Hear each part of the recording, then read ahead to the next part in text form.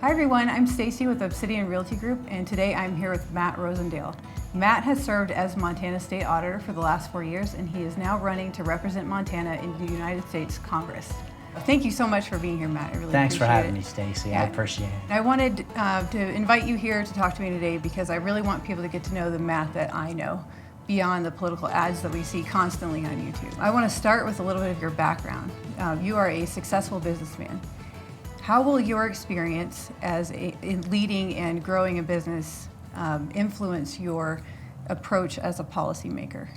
I really think that the most important thing is that I've had the responsibility of not only providing for my family, but when you have a business, you also feel an additional obligation to make sure that you keep it running properly so that you are able to provide for all of your employees as well. And I've done that. I've signed, as they say, the fronts of the checks and the backs of the checks, and I've had the obligation to make sure that we did so in a manner that made a bottom line profit for the company to provide for those folks, and also that we kept the budget balanced. And so when I start looking at my role in government, what can I do? The first thing I want to do is make sure that we don't burden our businesses with additional regulations and taxes that can't be justified. I take that obligation very seriously.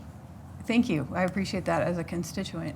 What accomplishments are you most proud of serving as state auditor for these past 4 years? When I went into the auditor's office, I made some promises across the state. I really did, and said, we are going to reduce the cost of health care. We're going to expand access to high quality health care and make sure that we cover pre-existing conditions. And so that is what I focused on like a laser when we hit that office. And we've been able to reduce the premiums on the individual market for health insurance by 15% and expanded access to high quality health care through the direct primary care facilities that are opening up all across the state that I authorized. And people are able to really start working on finding a plan and a program that works well for them, well for their budget, and for their families as well. And again, to make sure that we covered those pre-existing conditions that are so critically important. When I was 14 years old, I lost my sister. She was 17 years old, and she had brain cancer. And I know the emotional and financial hardship that causes a family. So when I was elected to be the state auditor, I wanted to make sure that everyone was able to have health care that they could always rely upon. So we are facing something right now that we haven't seen in recent history, which is a pandemic. So how have you as state auditor been able to pivot and respond to the new things coming at you with COVID-19? It's been really a challenge and interesting all at the same time. So when we found out that the state was going to be basically allowing or forcing everyone to work from home, the first thing I had to do was make sure that my agency was prepared. Fortunately, I'd put a plan in place, a continuity plan in place many months before COVID broke out, so that when my employees all had to start doing their work from home, they were prepared to do so. And so there was 5 of us out of the 65 that started coming into the office each day. That was it. And I came in every single day, and basically the information that was coming at me was very fast and different every day between the president and the governor. The first thing that we needed to do was make sure our seniors didn't get taken advantage of through different scams and senior exploitation. The next thing we wanted to do was make sure that everyone had continuous, uninterrupted coverage for their health care. Then we started expanding out beyond that and looking at the cost of that health care, making sure that no one had to have a concern about financial costs associated with COVID testing. That would never be a determining factor to make sure everyone was tested. So we worked with the insurance companies to make sure that everyone could go in and get testing without charge. And once we had accomplished that, then you move on to the next phase. Everyone having uninterrupted coverage. We made sure that was in place. And then as things wore on, we had to start looking at the folks that were losing work and being furloughed, and how was that impacting things. Again, making sure that they could get in and have health care. And then finally, because of such a slowdown, we were able to see that the automobile insurance was not having such a dramatic impact as healthcare providers were. So we were actually able to make sure that the automobile insurance premiums were not only reduced, but we were able to see $30 million worth of refunds, just about $30 million worth of refunds given back to the people across the state of Montana. That's amazing. Yeah. That's great. Well, speaking of businesses that have been struggling, there are a lot of businesses in Gallatin County right now that are really hurting. I know the gym that I go to, the retail stores, restaurants. So what would you do in Congress to contribute to getting the economy going again and getting people back to work? That is critically important, and I appreciate that question, Stacy. You know, we're going to have to get the population healthy again, but once we get the population healthy again, we absolutely have to get the economy healthy again. And so about 2 months ago, I sat down with business leaders across the state and took feedback from them to make sure I could develop a plan on how to reignite our economy. And we began with making sure that we keep the Tax Cuts and Jobs Act in place so that the businesses know where their taxes are going to be. We have a reasonable tax climate. I've got a part of the plan that talks about the regulatory environment, making sure that we're not burdening our businesses.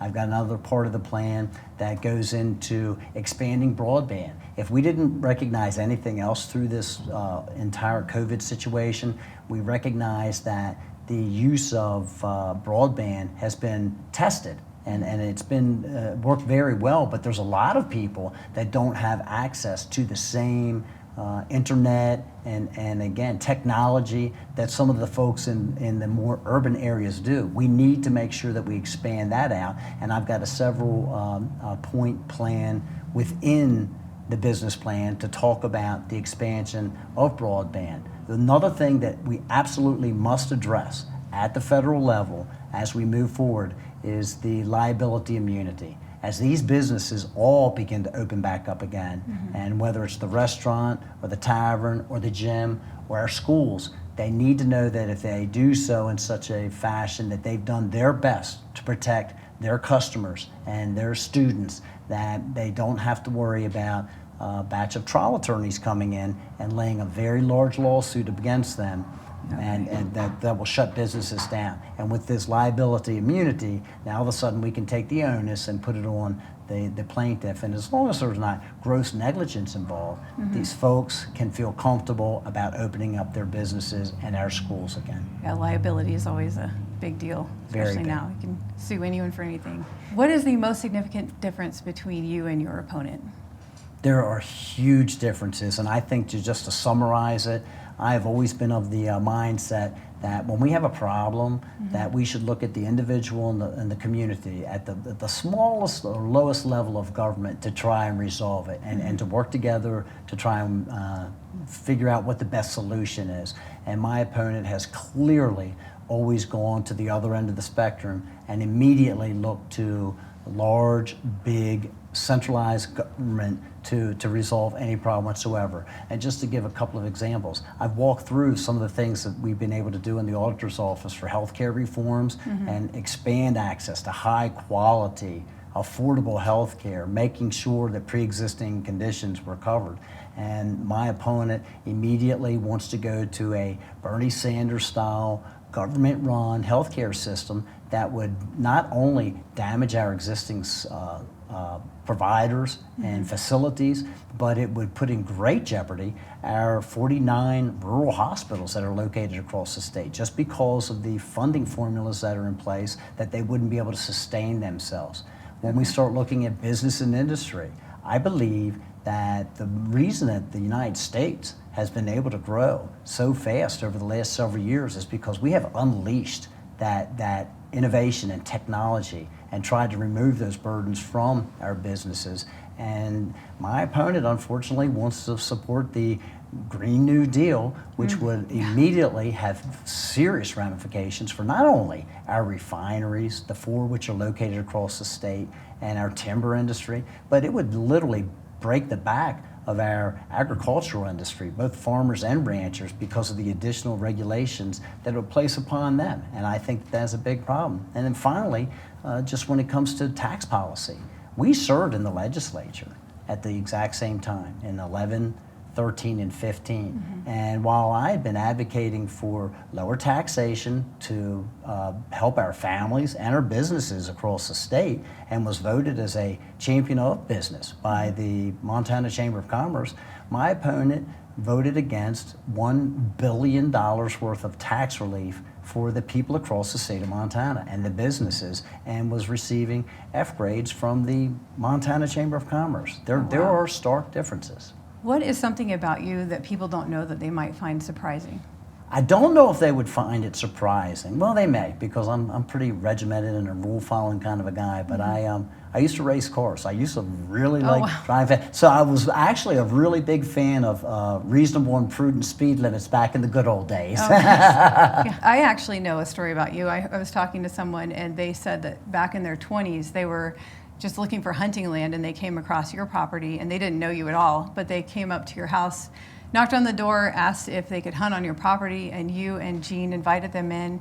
I think had pie with them or something like that, and then also sent them home with jars of honey, and most certainly let them hunt on your land. So I thought that was a really nice story that we've been very fortunate. We've been very blessed, and we love our ranch over by Glendive, and we've been able to share it with a lot of people. Well, thank you so much for being here with me. I really appreciate the chance to get to talk to you and get to see you.